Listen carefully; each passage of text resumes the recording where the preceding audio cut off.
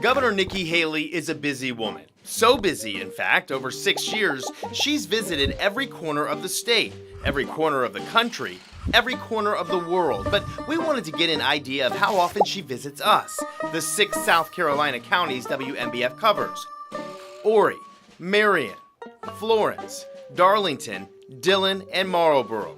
So we asked her, and we got this letter back from her lawyer saying the governor's office doesn't have records on her travel that include date, location, and purpose of visit.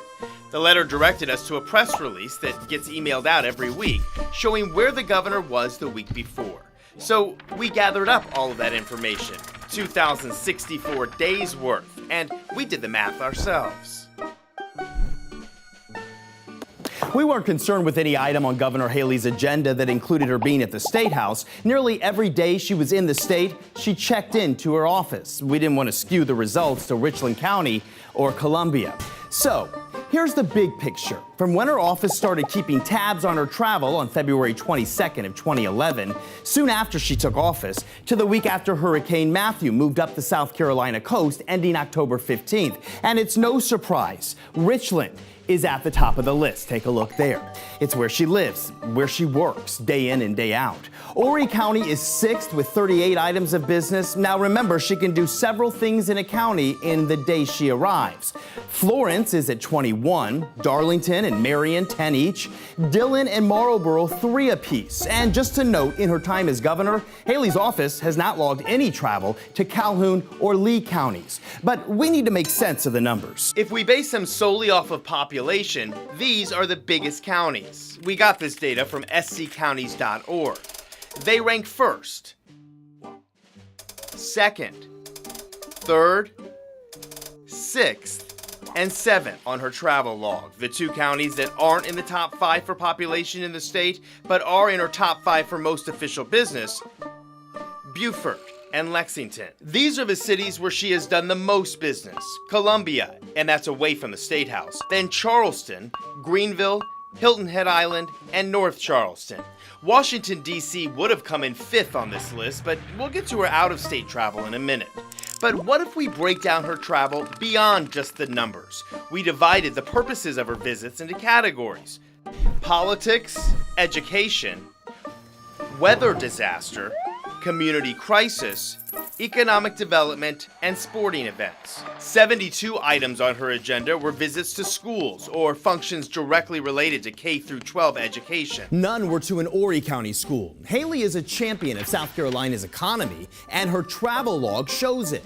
Of the 1,238 records we analyzed, 193 were for economic development. Here's where most of them weren't: Allendale, Bamberg, Marion, Marlboro, and Orangeburg counties, the 5 counties across the state with the highest unemployment at 10% or more.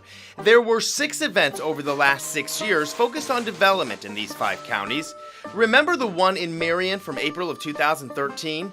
An investigation we did last year showed those jobs have yet to show up in Marion County, and the CEO of Essex Holdings is facing fraud charges now. In fact, 1 out of every 5 of her economic development events were in Charleston County, Lexington County, and Greenville County, the 3 counties with 5% unemployment or lower. Much of what Haley brings to the table economically comes from trips out of the state. She's been to 23 states as governor, none more than Florida, where she spent 16 days. She's also gone to Canada, France, Germany, India, Japan, and Sweden. But if she's leaving South Carolina, there's about a 1 in 5 chance she's headed to Washington, D.C. The governor has spent 30 days over the last 6 years in our nation's capital. Back in South Carolina, she has visited the victims of weather disasters, from ice storms to floods, and sometimes it's before disaster strikes. She's made a yearly trip to Conway for Hurricane Preparedness Week, but not this year. She has to make really hard trips. We counted 14 funerals over the last 6 years, including 8 last summer after the shooting at Emanuel AME. There are also trips on the opposite end of the spectrum, sporting events, 44 of them officially, The log shows just one trip to a Tiger football game for the Clemson grad, the 2015 Orange Bowl in Miami.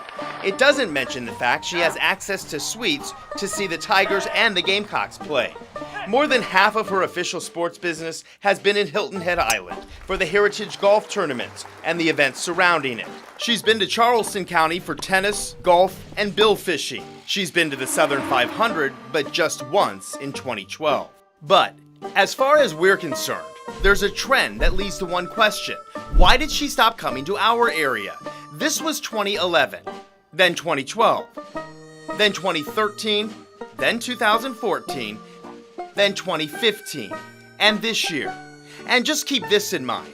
All of the attention in Marion was after Hurricane Matthew, and the trip to Horry and one trip to Florence County this year were campaign events supporting a candidate going up against sitting Republicans. Political watchers may realize Horry County is the only county where Haley gained more than half of the vote in our area in 2010, with Marion and Marlboro being two of the bluest.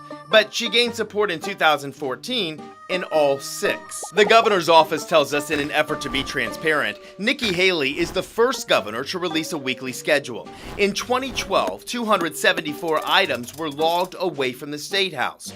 Just 3 years later, that was down to 187. The weekly releases vary from great detail with addresses of events to single lines that simply say press conference. We realize we threw a lot of numbers out to you, so to watch this again and see even more of our research, head to WNBFnews.com and click the Investigates tab.